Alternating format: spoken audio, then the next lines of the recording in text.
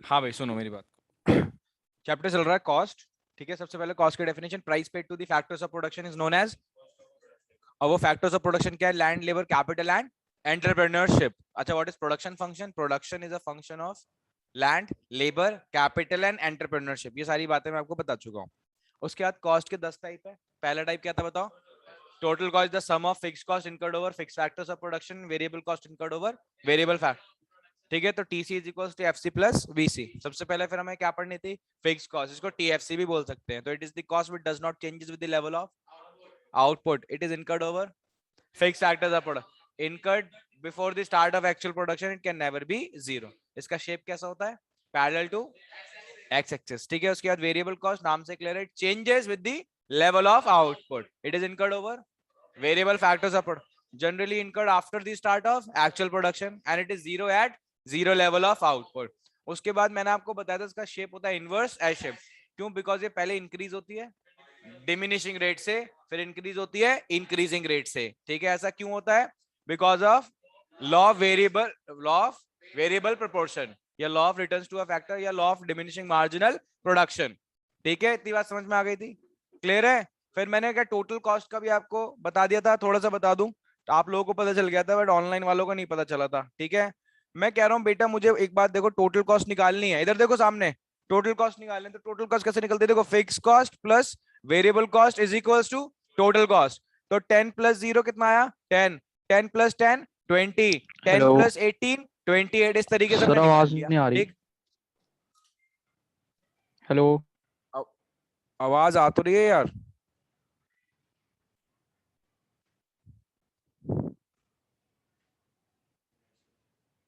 सब सही आ रहा है। अनुराग, अब आ रही है आवाज? अनुराग,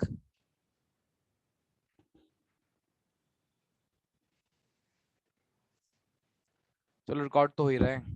वैसे मेरी तरफ से, मेरे एंड से सब चीज क्लियर है एकदम।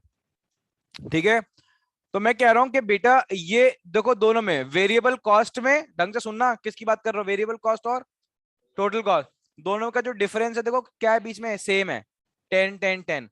अब मैंने बोला कि बेटा अगर मेरे को टोटल कॉस्ट का बनाना है तो पहली बात ये देखना पड़ेगा स्टार्ट कहां से होगा। तो मैंने देखा जीरो लेवल ऑफ आउटपुट पर टोटल कॉस्ट कितनी बताओ? 10, जो कि किसके इक्वल है? फिक्स कॉस्ट की। तो यानी जहां से फिक्स कॉस्ट स्टार्ट होती है, फिक्स कॉस्ट थी आपकी, यहीं से हमारी क्या स्टार्ट होगी बताओ? Total cost. Because at zero level of output total cost and fix cost are equal because variable cost is zero. बता दी थी बात। उसके बाद मैंने बोला कि बेटा देखो, वेरिएबल कॉस्ट ऐसे बनती थी हमारी, ऐसी तो बनती थी है।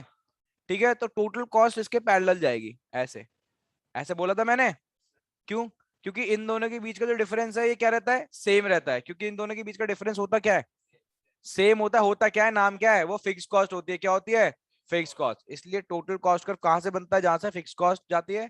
और उसका शेप बिल्कुल कैसे, किस तरीके से जाता है? जैसे जैसे वेरिएबल कॉस्ट का होता है, जैसे वेरिएबल कॉस्ट का होता है, क्योंकि उसके पैरेलल रहती है because of law of variable proportion. तीन कॉस्ट हो चुकी हैं, total cost, fix cost and variable cost. Next cost बताओ कौन सी है? फोर्थ, मार्जिनल कराऊं? ठीक है, चलो मार्जिनल करा रहा हूं। मार्जिनल है, डालो मार्जिनल।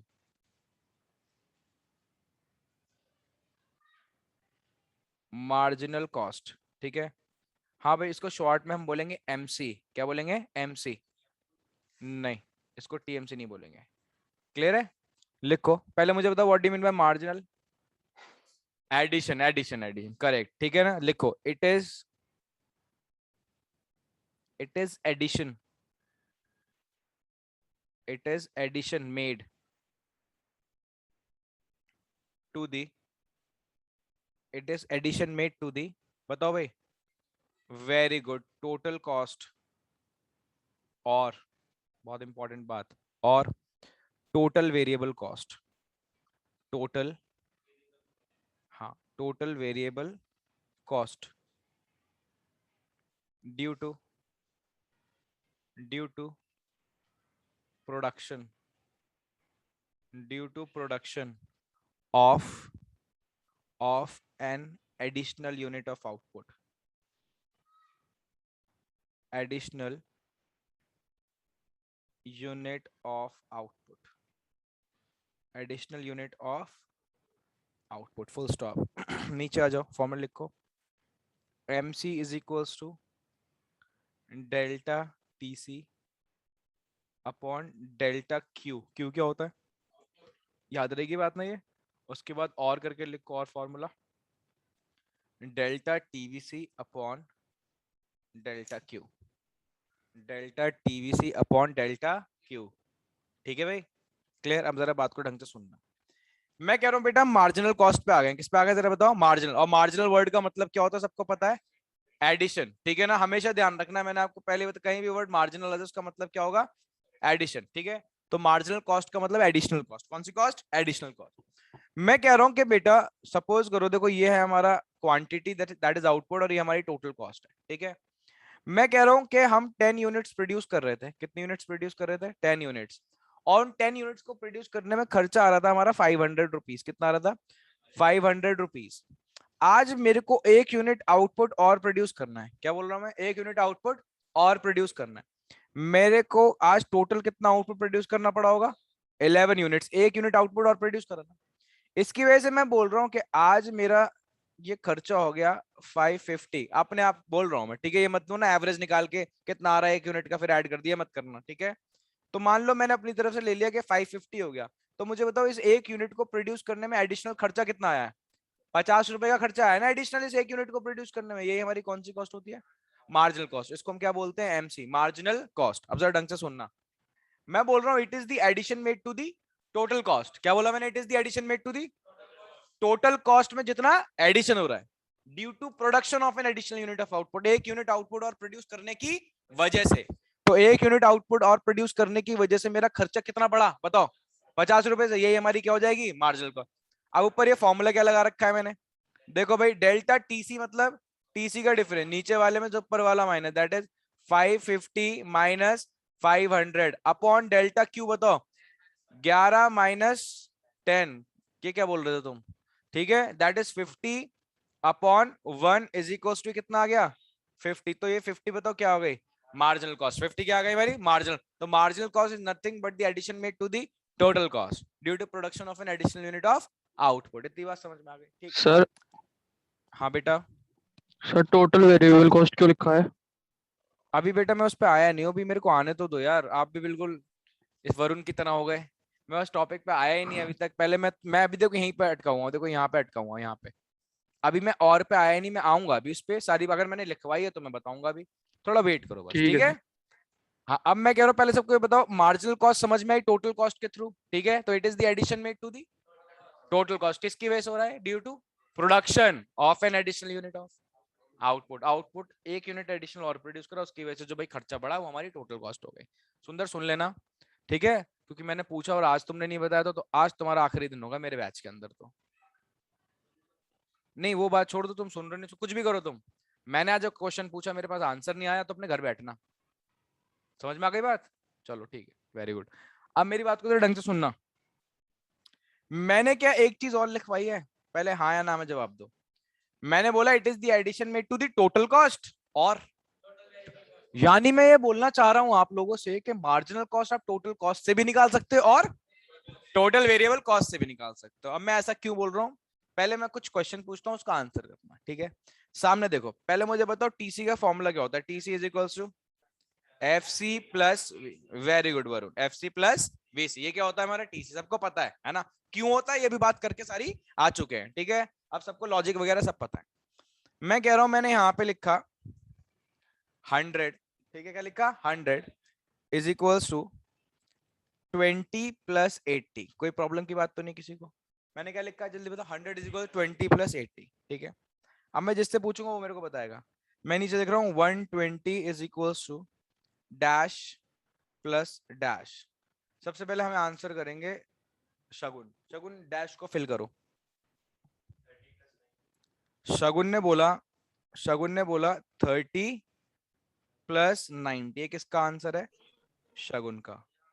नहीं अभी मैं एक एक करके आने दो यार, सबसे सबके पास। शगुन ने बोला 30 प्लस 90, ठीक। क्या नाम है, स्तुति, स्तुति ने बोला 20 प्लस 100, ये स्तुति का आंसर है, ठीक है। चलो अनुराग श्रीवास्तव, सर अनुराग 20 प्लस श्रीवास्तव, 100। क्या? Sir 20 plus 100। 20 + 100, ये किसका आंसर है? ये अनुराग का, अनुराग श्रीवास्तव का। ठीक है। कृतिका, कृतिका का आंसर है 60 + 60। ये कृतिका का आंसर है। चलो, सुंदर, 60 + 60। सुंदर। वरुण, 20 + 100, ये वरुण का आंसर है। मैंने आगे एक्स्ट्रा कुछ पूछा तुमसे? किसी से पूछा मैंने एक्स्ट्रा? एक्स्ट्रा नहीं बोलना बिल्कुल अभी। ठीक है। वरुण, ये वरुण का आंसर है। ठीक। और कोई बताना चाहता है? बताओ आकाश। 20 + 100। ठीक है। तो देखो 20 + 100 कुछ ज्यादा बच्चे बोल रहे हैं, तो पहले आओ जरा इनसे बात करते हैं, है ना? हाँ भाई आकाश। Very very good. आप ये जो इतनी मेरे को वेराइटी ऑफ आंसर दे रहे हैं, यहाँ जो बोलियां लग रही हैं कि 30 + 90 आएगा, ठीक है, 60 + 60 आएगा, ये क्या चल रहा है? जब आपको पता है, आपको इतना टाइम में पढ़ा के आ चुका हूं कि फिक्स कॉस्ट क्या रहती है हमेशा? फिक्स, वो चेंज नहीं होती। तो आप ये अलग अलग कांस्टेंट। से क्यों आंसर कर रहे हो? हम क्या पढ़ रहे हैं, लॉन्ग रन या शॉर्ट रन? तो शॉर्ट रन में फिक्स फैक्टर्स क्या रहते हैं? फिक्स्ड। ठीक है। अब ये दोबारा मेरे से 5 बार मत पूछना, मैं कल भी लास्ट क्लास के अंदर इस बात को 3-4 बार बता चुका हूँ। ठीक है, कि हम क्या पढ़ रहे हैं? फिक्स्ड रहने रहने। लॉन्ग रन के अंदर प्रोडक्शन बढ़े, वहां वेरिएबल है, वहां फिक्स कॉस्ट होती नहीं है। ठीक है। अब मैं कह रहा हूं कि बेटा यहाँ पे क्या आएगा, जल्दी बताओ। 20 + 100, एक ही आंसर है, उसके अलावा कोई आंसर नहीं है। समझ में आ गया? तो ये गलत था। ठीक है, ये दोनों आंसर गलत है। आंसर क्या है? 20 + 100। By, because fix cost remains constant. अब समझे क्वेश्चन को? ठीक। अच्छा, एक बात बताओ। अब मेरे को यहाँ से एमसी निकालनी होती, क्या निकालनी होती? एमसी। इसको भूल जाओ, नीचे क्या था। ठीक है, ऊपर आ जाओ। मुझे बताओ टोटल कॉस्ट में कितना एडिशन हुआ? तो आप बोलते हैं भैया टोटल कॉस्ट में कितना एडिशन हुआ है? 20 का। मार्जिनल कॉस्ट कितनी है आपकी? 20। वेरी गुड, ठीक है ना? क्या ये 20 मैं कहीं और से भी निकाल सकता हूँ? वीसी से? चेक चेक करो, मुझे बताओ। ये टीवीसी मान लो, इसको टीवीसी बोल लो। मुझे बताओ ना, मुझे बताओ वेरिएबल कॉस्ट में कितना एडिशन हुआ जल्दी। तो यहां से भी तो मार्जिनल कॉस्ट निकाल सकते हो। यानी मार्जिनल कॉस्ट, चाहे आप एडिशन टोटल कॉस्ट का ले लो, चाहे एडिशन वेरिएबल कॉस्ट का लो, आंसर हमेशा सेम आएगा। क्यों? क्योंकि टोटल कॉस्ट में जो चेंज आ रहा है वो वेरिएबल कॉस्ट की वजह से आ रहा है, क्योंकि फिक्स कॉस्ट तो कांस्टेंट है, इसलिए दोनों का चेंज आपस में क्या रहता है? सेम। अब बताओ, ऊपर मैंने फॉर्मूला क्या लिखवाया है? MC is equal to delta TC upon delta Q और delta TVC. Why delta TVC? क्योंकि दोनों का चेंज सेम है, क्योंकि फिक्स कॉस्ट क्या रहती है? कांस्टेंट। तो it is the addition made to the total cost और total variable cost due to production of an additional unit of output. अब पूछो, पूछो। नहीं आ रहा ना आप कुछ क्वेश्चन? मैंने एक बार कंप्लीट करने दिया करो।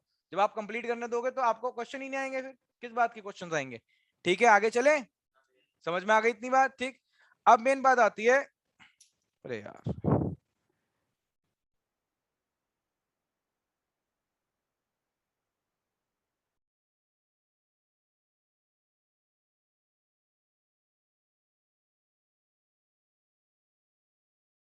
अब भाई आगे चले।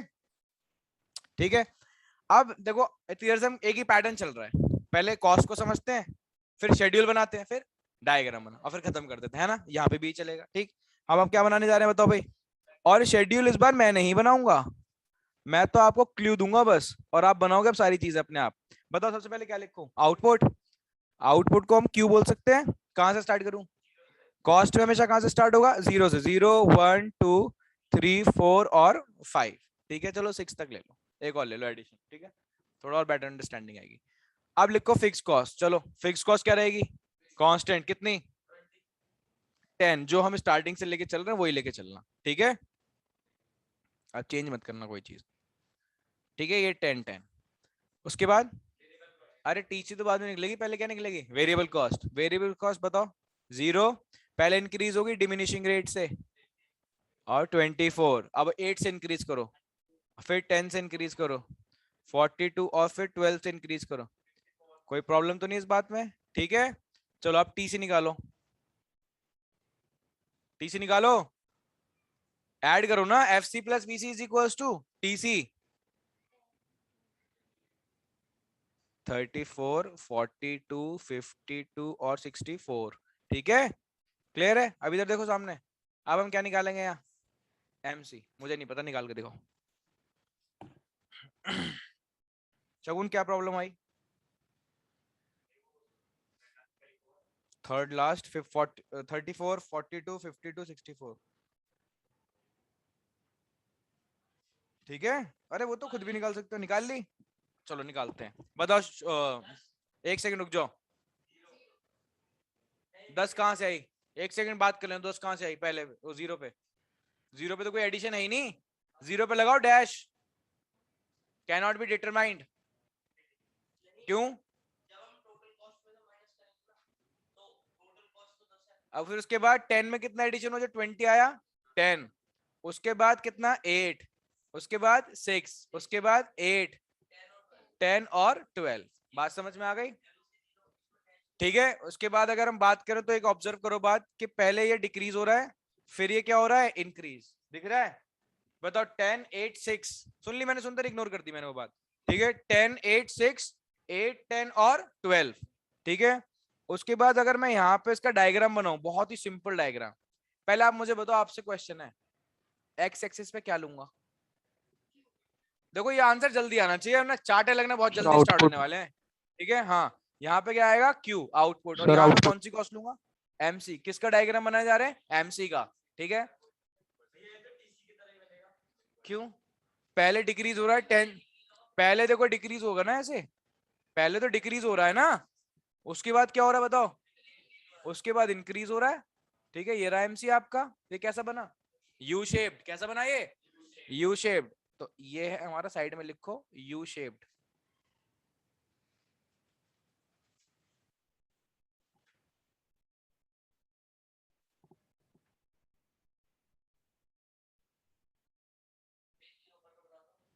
बेटा जीरो का तुम सुन ही नहीं रहे मेरी बात, जो मैंने तुमसे बोली तुम अपने बोलने में लगे हुए हो। मुझे बताओ, जीरो पे कुछ एडिशन कैसे बता दोगे तुम? इससे क्यों लिखोगे, MC तो एडिशन होता है ना। किसका एडिशन कैसे, देखो एक बार बताओ, यहाँ 10 क्यों लिखा, 10 में कितना ऐड हुआ, 10 तो 20 आया, इसके ऊपर की तो वैल्यू बताओ यहाँ की, कहाँ कैसे बताओगे? तभी तो देखता कितना एडिशन आया यहाँ पे। हाँ, तो यहाँ पे तो डैश लगाओगे ना तुम, यहाँ पे तो हम जीरो ले रहे हैं। ठीक है, but dash can not be, dash का मतलब ये कैन नॉट बी डिटरमाइंड, कोई निकाल ही नहीं सकता इसको। ठीक है, यहाँ पे लिखो क्वेश्चन, वाई,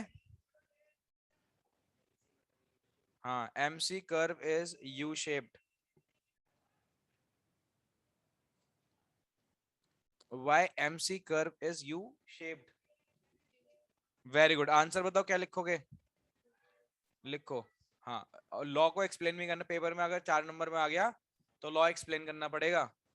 लिखो, because of, because of law of diminishing marginal production, या law of variable, variable proportion. Anurag, अब आवाज आ रही है मेरी?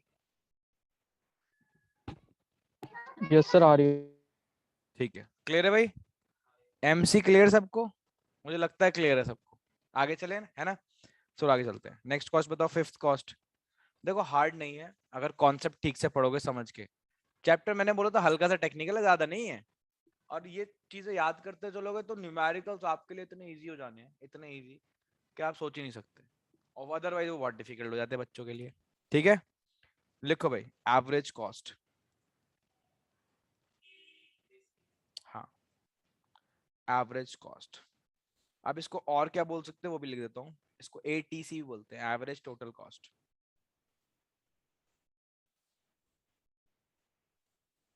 ठीक है, दूसरा नाम भी पता होना चाहिए। लिखो,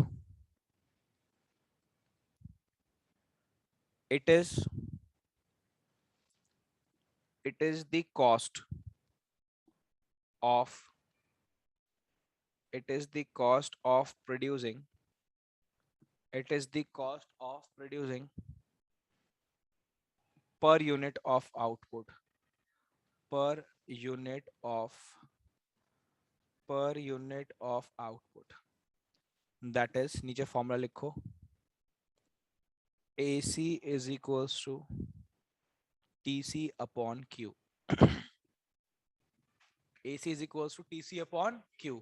ठीक है, अब बात को तो ढंग से सुनना। मैं बोल रहा हूँ बेटा एवरेज कॉस्ट या एवरेज टोटल कॉस्ट कौन सी कॉस्ट है? It is the cost of producing per unit of output. क्या बोल रहा हूँ मैं? पर यूनिट, एक यूनिट आउटपुट प्रोड्यूस करने में जितना खर्चा आ रहा है उसको हम क्या बोलते हैं? Average cost. ठीक है, अब देखो वही एक सिंपल सा एग्जांपल लेते हैं। मैं कह रहा हूँ मैं यूनिट प्रोड्यूस कर रहा हूँ, 20 यूनिट्स प्रोड्यूस कर रहा हूँ। ठीक है, और इनको प्रोड्यूस करने में जो मेरा सारा खर्चा आता है वो 1000 रुपए आ जाता है, 1000 रुपीज का खर्चा आता है। तो मुझे बताओ एक यूनिट को प्रोड्यूस करने में कितना आ रहा होगा? तो आपने कैसे निकाला? आपने आपने आपने हाँ 1000 को किससे डिवाइड करा बताओ? तो 0 से 0 कैंसिल, फिर जो कैंसिल होगा तो कितना आ गया? तो 50 रुपीज ये जो आया है, 50 रुपीज ये बता रहा है कि एक यूनिट को प्रोड्यूस करने में कितना खर्चा आ रहा है। तो करा आपने क्या? यही तो करा, टीसी अपॉन क्यू। यही तो करा आपने। ऊपर देखो यही तो टीसी और ये क्यू है, तो यही तो फॉर्मूला टीसी अपॉन क्यू।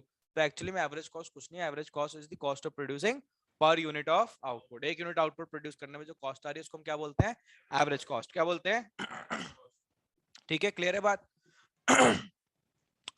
अब ये इंपॉर्टेंट इंपॉर्टेंट है, लिखो जरा शेड्यूल।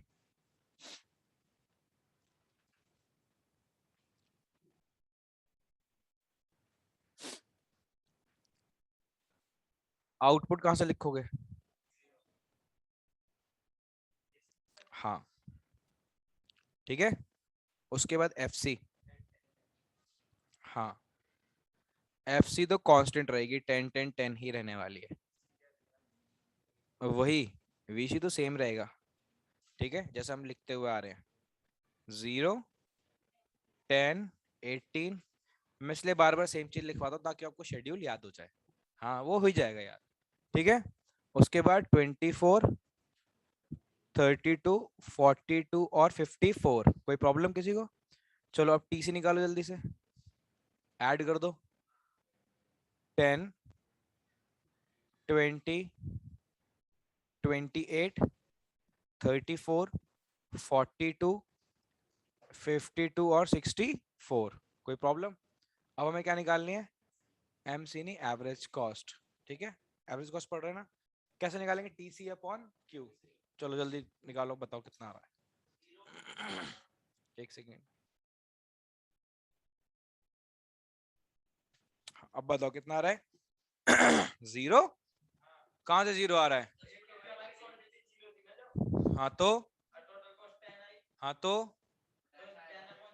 10/0। डंडा कहाँ है यार? कुछ है नहीं क्या मेरे पास? अरे कितनी बार बताऊं आप लोगों को, ये थक जाऊंगा। 1/0 क्या होता है और 0/1 क्या होता है? 0। तो 10/0 नॉट डिफाइंड, इंफिनिटी, यहां से लगा दो डैश। उसके बाद बताओ 20/1 20। उसके बाद 28/2। हाँ, उसके बाद 34, ये आएगा 11 पॉइंट, हाँ 11.3 आएगा। उसके बाद एक सेकंड, 10.5 आ रहा है ना? फिर उसके बाद फिर 10.6 आएगा जहां तक, 10.4 और फिर 10.6। एक एक सेवंथ और निकाल लो आउटपुट, थोड़ा और बेटर अंडरस्टैंडिंग आ जाएगी। यहाँ लिखो 10, इस बार 14 से इंक्रीज करना तो कितना हो जाएगा? 68 है ना? दोनों को ऐड करो, 78। 78 को डिवाइड करो 7 से, हाँ 11 पॉइंट समथिंग आ गया। ठीक, अब इधर देखो, इधर देखो AC ऑब्जर्व करना है। AC को देखो डिक्रीज हो रही है यहाँ तक, एक सेकंड को, तो यहाँ तक डिक्रीज हो रही है और फिर यहाँ से इंक्रीज होना स्टार्ट हो गई थी। तो अगेन अगर मैं बात करूं इसकी भी, तो ये भी कैसा है डायग्राम? U shaped. कैसा है? ये भी यू शेप्ड। तो पहले ये डिक्रीज होता है, अपने मिनिमम पॉइंट पे पहुंचने के बाद ये क्या होने लगता है? इंक्रीज। तो AC भी हमारा कैसा बनता है? U shaped.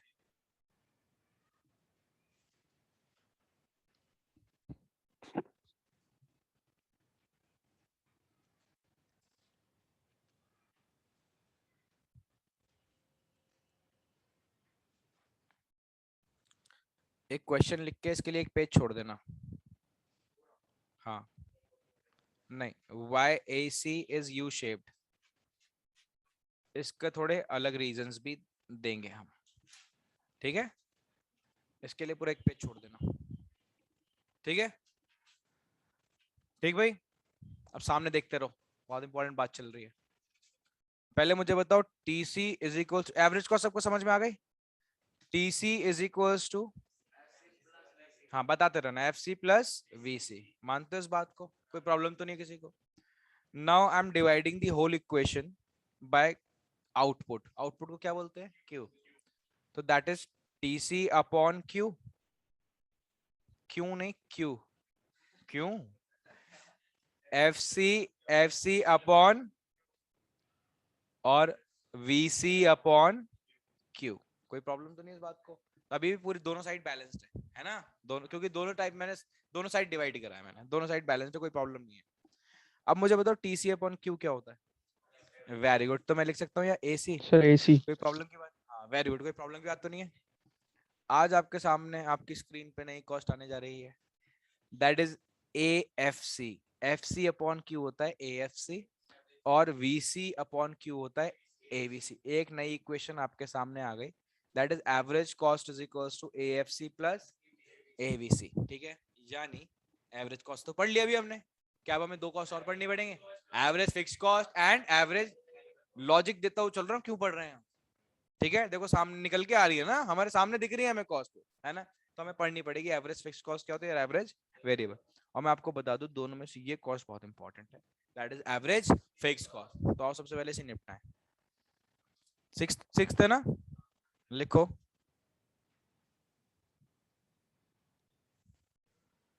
Average fixed cost.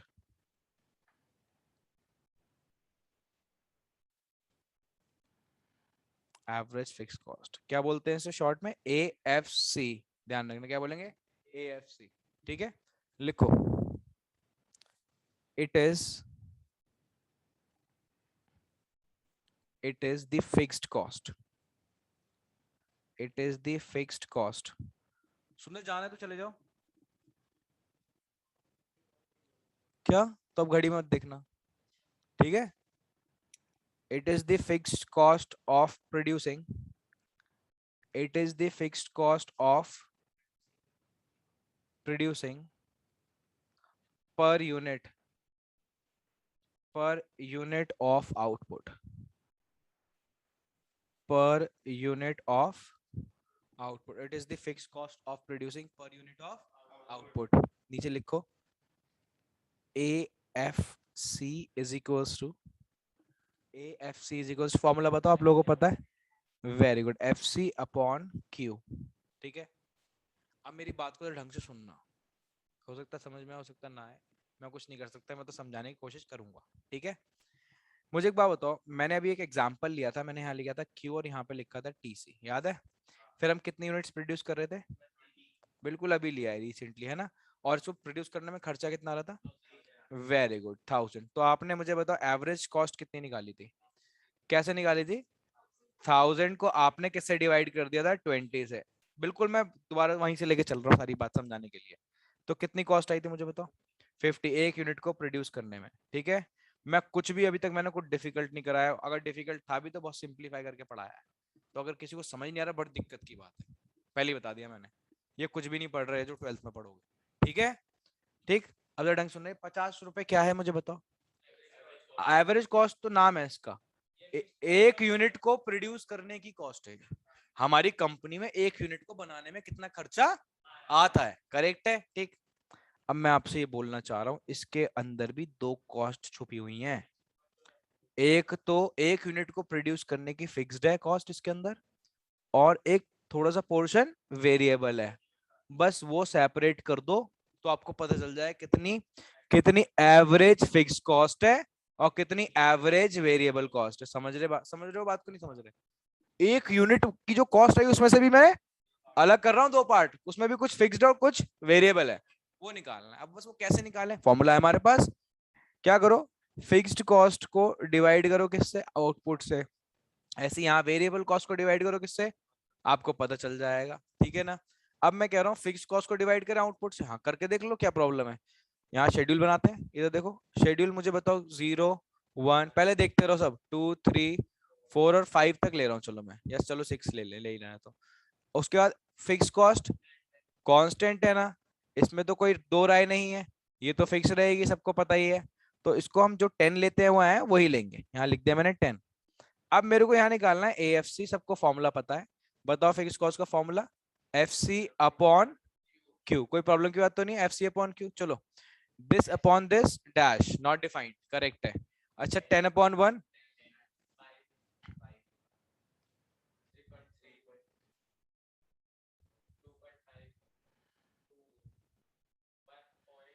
1.6, कितना 1.6, ठीक है।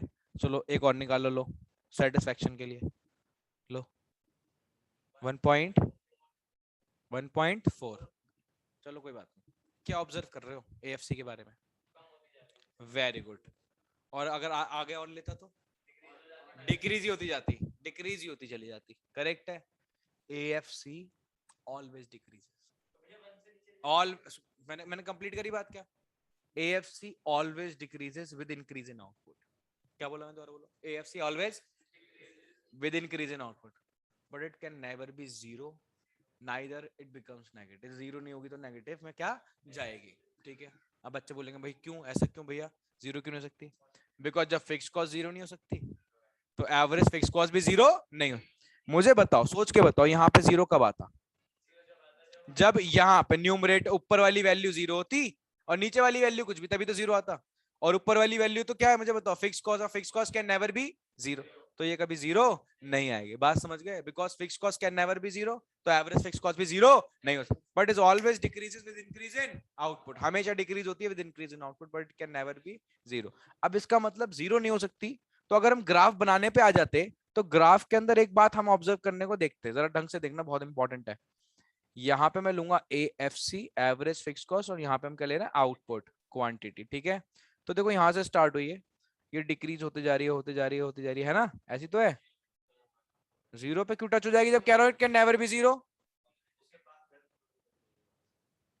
ये जाती रहेगी, नीचे जाती रहेगी, जाती रहेगी, जाती रहेगी, और ये ऐसे जाती रहेगी, पास जाती रहेगी, बट कभी भी टच।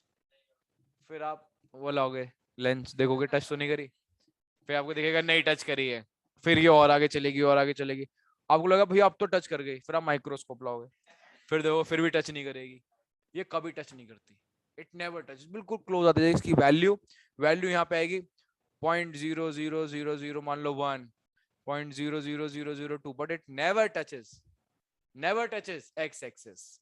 क्यों? अगर एक्स एक्सिस टच करेगी तो क्या हो जाएगी, zero, and it can never be zero नहीं सकती। समझ रहे हो बात को? ठीक। तो भैया इसका शेप कैसा है, ये क्या द शेप है?